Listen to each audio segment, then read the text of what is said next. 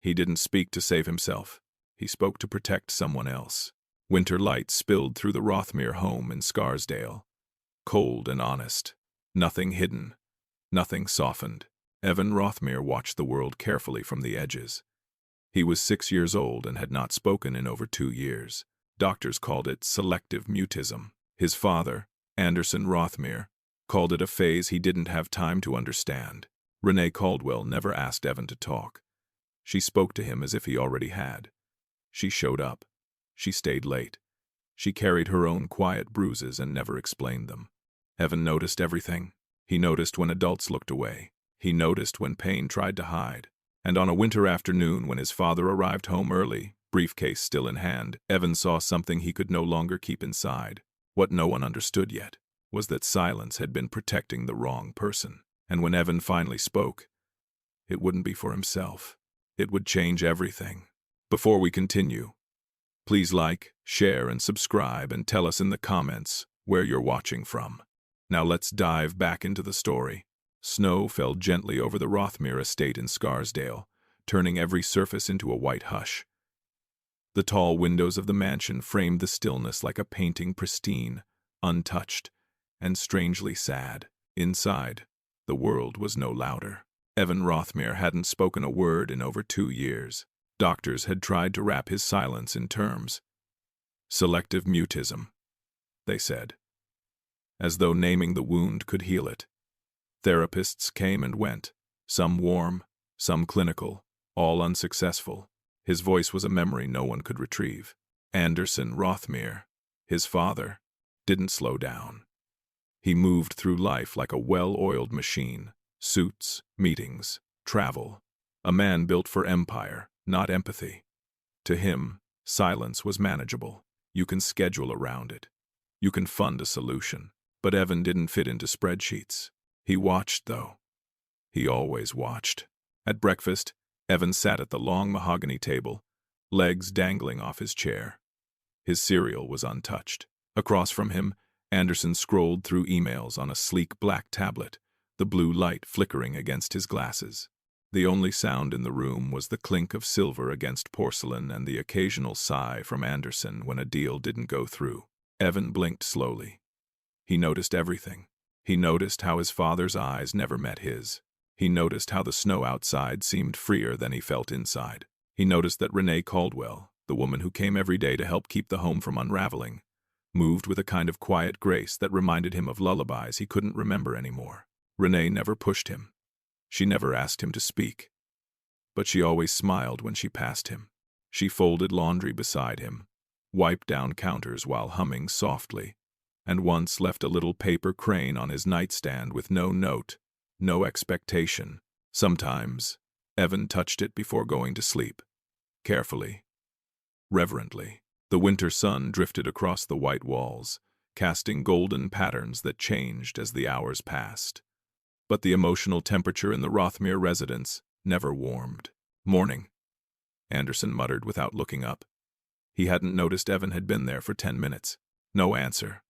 Just Evan's eyes. Large. Still. Speaking volumes no one was listening to. He understood. Every word. Every silence. He understood more than they knew. He just wouldn't speak. Anderson stood abruptly. "I've got a call. Big client. I'll be late." He was halfway to the door when his phone buzzed again. He tapped it, voice already shifting into that charming corporate tone, and disappeared into the hallway. Evan was alone again, except he wasn't. Renee entered softly, carrying folded towels. She offered him a gentle nod. "Hi, sweetheart," she whispered, placing the towels in a basket. Her eyes lingered on him. Not in pity, not in pressure, just presence. Evan looked up at her. For a moment, it seemed he might say something, but he didn't.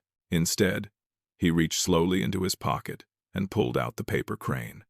He set it on the table between them. A silent thank you. Renee smiled, eyes glistening. She didn't need a word. She understood. Silence is sometimes the soul's last defense. And for Evan, the silence had become sacred, unbroken. Until it wouldn't be. Some children go quiet because the world taught them it wasn't safe to speak. If stories like this matter to you, don't leave them unheard. Stay. Listen. Don't scroll past silence. Snow kept falling. The house stood still, but something beneath the quiet was beginning to shift. The kitchen smelled faintly of lemon and warmth, a strange comfort in a house that rarely made space for either. Renee stood at the sink, her hands submerged in soapy water, quietly scrubbing the breakfast dishes. Outside, the winter light slanted through the frosted windows, touching everything with a soft, cold glow. Evan hovered in the doorway. He didn't speak. He never did. But he came. Renee didn't turn to look at him. She didn't call him over or coax him with sugary encouragement. She simply continued, as if he were part of the room, not a problem to be fixed, not a child to be unlocked. Just, Evan, that snow's piling up, she said gently, rinsing a plate. I used to love snow as a girl. My brother and I would run outside before the plows came. Thought we could beat the storm. Her laugh was soft, private. We never did. Evan leaned against the wall, arms crossed tightly, but his eyes followed every movement she made. And still, Renee didn't expect anything from him. She wiped her hands and moved toward the hallway, humming a soft tune as she passed. Not a lullaby, something older, earthbound. Evan followed quietly. He had begun to do that more often. Not clinging, not needy, just nearby. Renee paused in the hall to adjust a picture frame slightly askew. Funny, isn't it? How one little thing being off can make everything else feel tilted. She glanced at him, just for a second, then looked away. He stood near the stairs, watching. There were no therapy games, no charts, no stickers or bribes, just presence. She wasn't trying to fix him. She was simply there. Renee winced as she lifted a heavy basket of laundry. Evan saw it, the way her arm trembled slightly, the way she inhaled sharply when the fabric brushed against the bruise still blooming on her skin, that deep, purpling mark just under the rolled sleeve of her uniform. She didn't cry, didn't even acknowledge it, but Evan saw. His eyes lingered. He shifted a small movement, barely a whisper of concern. But in this house, where silence ruled, even stillness could speak volumes. Anderson walked past them both, barely slowing down. Evan, go upstairs. Homework. Renee. The cleaners missed the entryway rug again. He didn't look up from his phone. He didn't see the way Evan moved closer to her. Didn't notice that his silent son was beginning to orbit someone new, someone safe. Evan was still silent. But his silence had a direction now, and it led to Renee. Sometimes, healing doesn't come through words. Sometimes, it arrives through presence. And a soul willing to witness your pain without demanding your performance. Renee bent to lift the basket again. Evan stepped forward, stopped himself, then quietly opened the nearby door for her instead. A small act. But not accidental. She looked at him, surprised. And though he said nothing, she understood. If you've ever been the child who wasn't spoken to, just handled, or the adult who carries bruises behind brave smiles, then don't let this story slip past you. Stay. Witness. Let silence speak. The house remained quiet, but something inside it had begun to stir, a thread connecting pain to presence, and it would not stay hidden forever. The hum of the dryer filled the laundry room with a soft mechanical rhythm, steady, like a heartbeat in a house that had none. Evan stood just outside the doorway. Renee was inside, folding towels from the dryer's warm belly. Her movements were slower today, a little stiffer. One arm moved more cautiously than the other. She winced slightly, but kept folding, and that's when Evan saw it again. The bruise. It peeked out from beneath her sleeve, not faded, but fresh, purple and yellow, jagged around the edges like something had gripped too hard, too long. Renee noticed him watching. She quickly adjusted her sleeve, tugging it down with practiced ease. Too quick, too smooth. The kind of motion someone had done before. Cold in here, huh? She said gently, as if the air had betrayed her. Evan didn't move, didn't blink. His fingers curled slowly at his sides. His chest rose with a shallow breath. He looked at the sleeve, then her face. She offered him a soft, reassuring smile, the kind people give when they want to hide more than they're willing to admit. "It's nothing, sweetheart," she murmured. "I'm okay." But he didn't believe her. Not anymore. Renee turned back to her folding. But Evan stepped inside the room, and that's when his body began to tremble. It started in his hands. Small tremors, like invisible waves. His shoulders drew up. His feet shifted back and forth on the tiled floor. His eyes flicked from her to the door, then back again. She looked up, concerned. "Evan?" He opened his mouth, closed it, opened it again, no sound. Only breath. Shallow, rushed. Then his pacing began, small loops in the narrow space, like a caged animal trying to make sense of danger it couldn't escape. His gaze snapped to her arm, then to the laundry room door, then to her again, trying to speak, trying to warn, trying to do something. But silence wrapped around him like a net, and he was caught. Renee set the towel down, kneeling slowly to meet his eyes. "Hey," she said softly. "I'm all right. I promise. I know you're scared." Her voice didn't shake, but her eyes were glassy. He froze. He wanted to tell her it wasn't all right. He wanted to scream, to ask who hurt her, to say that bruises don't just show up like shadows. But instead, he just stood there, breathing like someone drowning just beneath the surface. Evan knew. He didn't know how to say it, but something was wrong, and it was bigger than him. Children notice pain long before adults decide to believe it, and sometimes they carry it for us in silence. Evan turned suddenly and ran, not out of fear, but out of frustration. He couldn't hold the silence anymore, but he also couldn't break it. Not yet. Renee remained kneeling in the quiet, her sleeve still tugged down. Her eyes drifted to the floor where he had stood. There, lying beside the laundry basket, was a small paper crane. He must have dropped it, or maybe left it. She reached for it with trembling fingers. If a child tried to warn you, would you listen in silence or wait until it's too late?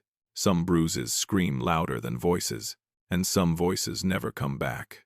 Stay. Listen. Don't scroll past the signals. The dryer buzzed. The moment ended, but the bruise stayed, and Evan had seen too much to forget.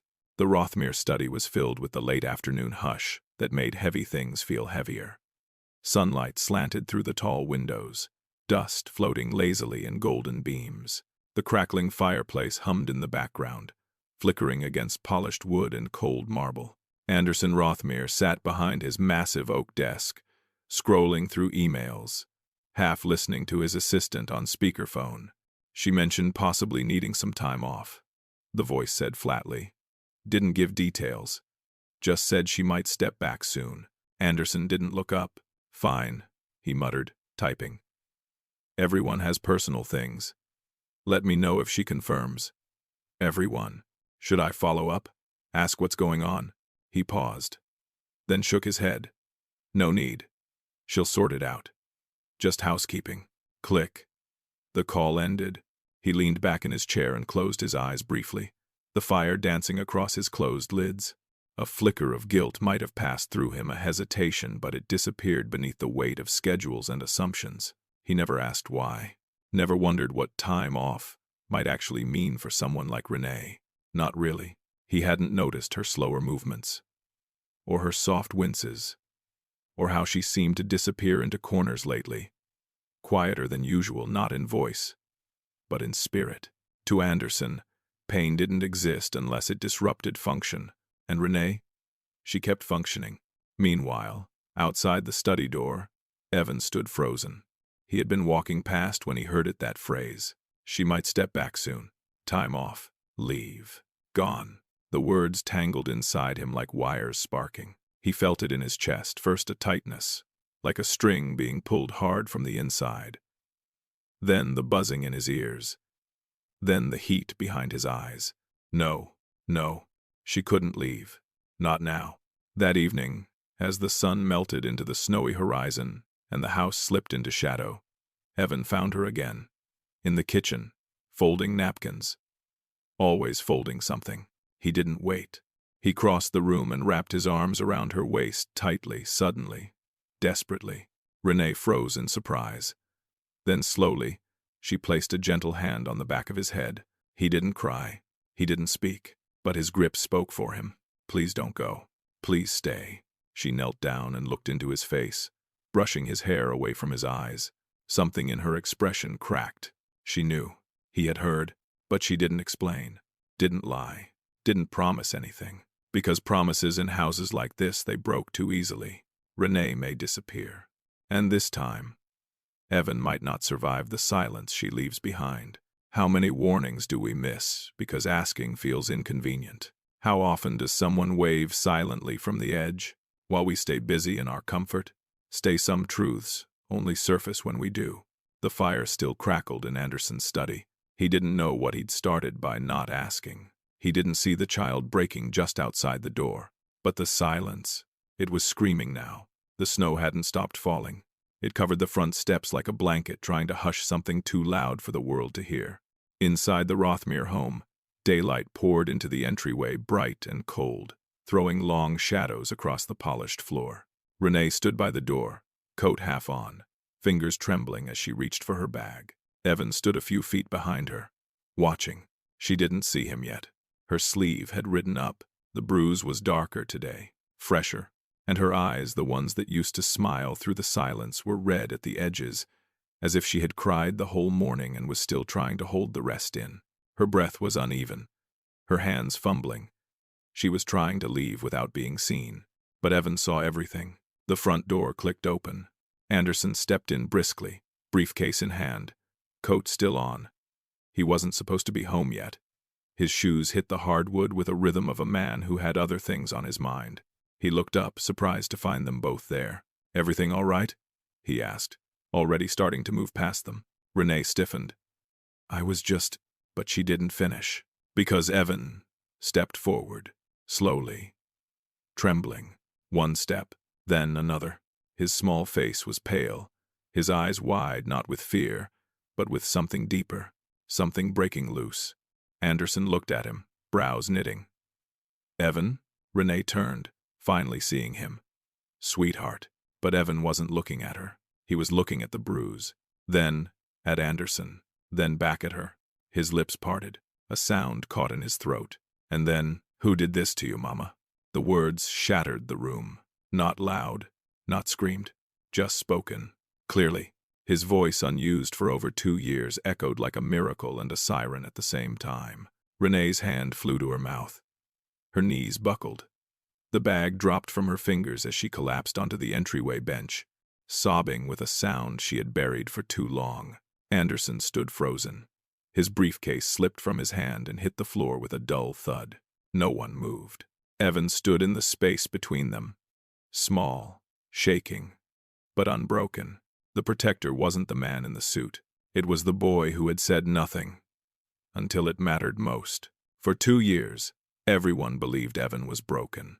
But, in one sentence, he shattered the lie. He had never been voiceless. He had been waiting. Sometimes God gives children the words adults are too afraid to say. And when they speak, the world changes. Renee covered her face, whispering something too quiet to hear. Anderson took a step back, eyes wide, as if finally beginning to see everything he'd ignored, everything his silence had allowed. Evan walked to Renee and placed a hand on her knee. Not a child asking for comfort, a child offering it. He looked up again, and for the first time, he wasn't just watching, he was speaking. If a child finally speaks, it's because the silence has become too dangerous to keep. Don't scroll away. Some truths break the quiet, but only if someone is listening when they do. Snow fell outside the door, but inside, something louder than any storm had finally been heard. The kitchen was dim now. Evening had crept in slowly, wrapping the house in long shadows and quiet. Only the under-cabinet lights glowed, casting soft amber across the countertops, warm, but not comforting. Renee sat at the edge of the table, her hands folded in her lap like she was bracing for impact. Anderson stood near the fridge, his arms crossed, posture rigid. He hadn't said much since the moment Evan spoke. The silence now was a different kind, not cold, not passive. This silence was heavy. Renee inhaled shakily. "It's not from here," she said quietly. "The bruises, the hurt. It's not from this house." Anderson's jaw flexed. She looked down. "It's someone I used to care for. Someone who didn't know how to stop when I said no. I stayed quiet because I didn't want to make things worse. He didn't interrupt, I thought. She said slowly, "If I just got through it. If I kept coming here. If I smiled and did my work. Evan would be safe. He needed peace. He needed consistency. And I didn't want to bring my damage into this place." Her voice cracked. "I didn't want him to see me broken." Anderson's eyes fell to the floor. He couldn't meet hers. He had never noticed, never asked, never listened. And Evan had. He had seen it. Felt it.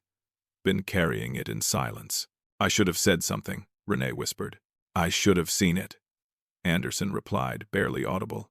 Evan was sitting in the adjoining room now, curled on the couch under a blanket.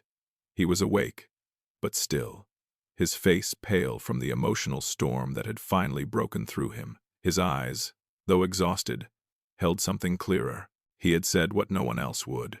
He had seen what adults ignored. And now, he rested not because he was fine, but because the silence had finally cracked open, and it had taken everything from him. Silence was no longer an option. Not for Renee. Not for Anderson.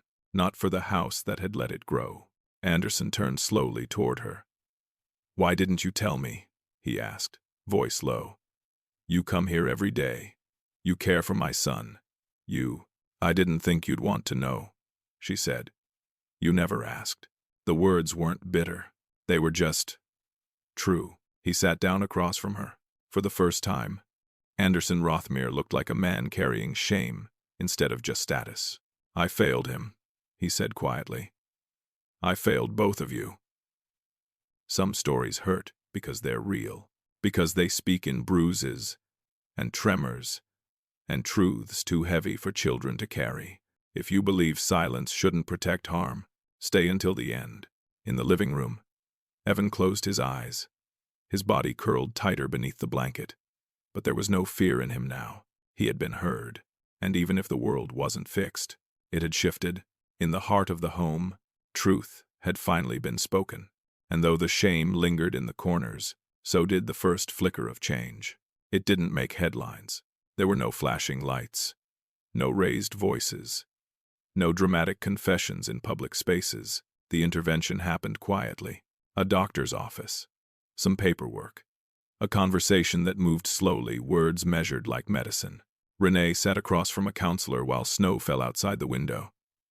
Her hands were folded tightly in her lap, but her shoulders didn't curl inward this time.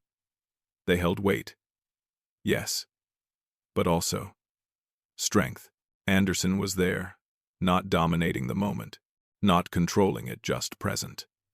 He listened when spoken to, signed where he needed to, spoke when necessary, and only with care. The protective steps had already begun behind the scenes. Restraining orders, secure housing, legal support she hadn't had before, not because she couldn't have, but because no one had ever offered without strings attached. But this wasn't about rescue. No one swept in to save her. They simply stood beside her while she saved herself. Back at the Rothmere home, time had slowed in the best kind of way. Evan didn't speak often, but sometimes, in the middle of breakfast, he would say a single sentence.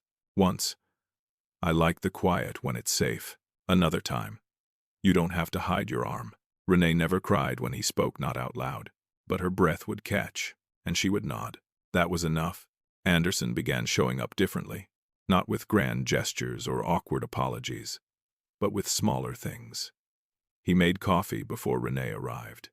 He asked Evan how he was, even when there wasn't an answer. He canceled meetings without explanation, and no one questioned him. He was, for the first time, in the house. There was no celebration, no piano music swelling behind a happy ending, just small signs of safety. Renee humming again while folding linens. Evan, resting his head on her arm without flinching. Anderson, sitting in the room and not needing to speak at all. Healing wasn't fast. It wasn't flashy. It didn't ask for attention. And that was enough. Mercy rarely arrives loudly. It comes steady, quiet as snow, patient as healing, and strong as silence finally made safe. One afternoon, Renee placed a small paper crane on the counter beside Evan's plate. He looked at it for a long moment. Then, without a word, he placed his hand over hers. He didn't need to say thank you. She already knew. The house was still, but this time, the silence wasn't hiding anything. It was holding something. Snow drifted in slow spirals outside the front window, dusk softening the edges of the world in blue and gold. The house, quiet as ever, no longer felt like it was holding its breath. It just felt still. Evan sat on the wide window seat, knees pulled to his chest, a blanket draped loosely around his shoulders. Beside him, Renee sipped a cup of tea, her free hand resting gently near his, not touching, not holding, just near enough to say, "I'm here. You don't need to reach for me. I'm already with you."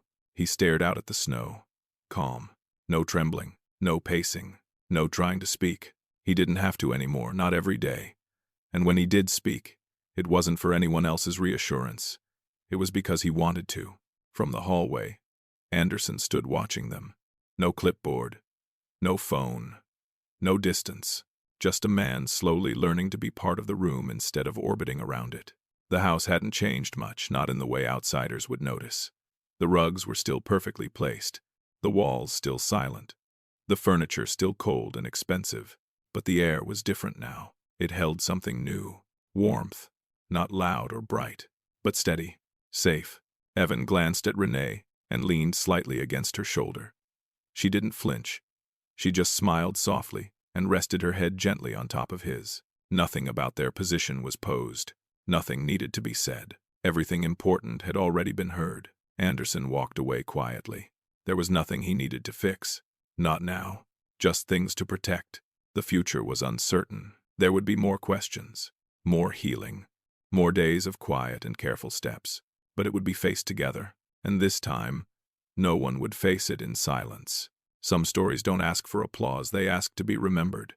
If protecting the unseen still matters to you, don't walk away. The quiet ones are still watching, still waiting, and sometimes, still hoping you'll stay. Not every miracle restores what was lost. Some only make sure it never happens again. And that is enough. The snow kept falling, the house stayed quiet, and somewhere inside it, a voice once buried had changed everything.